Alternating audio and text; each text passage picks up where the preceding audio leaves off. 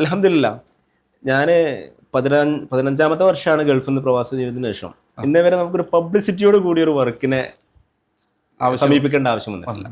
ഒരു mouth publicity അത് നമ്മുടെ കൊടുക്കുന്ന വർക്കിലുള്ള ഗ്യാരണ്ടി ആണത്. അതുപോലെ തന്നെ നമുക്കുള്ള ക്ലയന്റ് മിക്കവാറും പ്രവാസികളാണ്.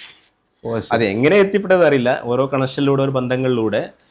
അത് ആ പ്രവാസികള് അങ്ങനെ പ്രവാസികളാണ് കൂടുതൽ ക്ലയന്റ് എന്ന് പറഞ്ഞപ്പോൾ എനിക്ക് വന്ന മറ്റൊരു സംശയം. നമുക്ക് പ്രവാസികൾ കൂടിയുള്ളൊരു ഇപ്പൊ നമ്മുടെ കേരളത്തിലാണ് കൂടുതൽ വലിയ വീടുകളുടെ ഒരു ആഗ്രഹക്കാർ കേരളക്കാരാണെന്ന് തോന്നുന്നു. പ്രത്യേകിച്ച് പ്രവാസികൾ വലിയ അവരുടെ ജീവിതത്തിന്റെ സമ്പാദിച്ച തുകയുടെ ഒരു മഹാഭൂരിപക്ഷം വീടിന് വേണ്ടി ചെലവഴി. അതേക്കുറിച്ച് നിങ്ങളെ അഭിപ്രായം എന്താ?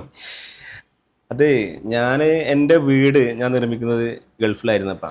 ഞാനിപ്പോഴും ആലോചിക്കും, അത് ഞാൻ ഇപ്പോഴാണ് നിർമ്മിക്കുന്നതെങ്കിൽ അതിൻ്റെ നേരെ ഇരട്ടി വിൽപ്പുണ്ടാവും. എന്നുവെച്ചാൽ അവിടെ നിൽക്കുമ്പോൾ നമ്മൾ എന്താ വെച്ചാൽ അതിനെക്കുറിച്ച് ആലോചിക്കുകയാണ്, ഇത്ര ബഡ്ജറ്റിൽ ഒതുങ്ങണം, ഇങ്ങനെ ആക്കണം.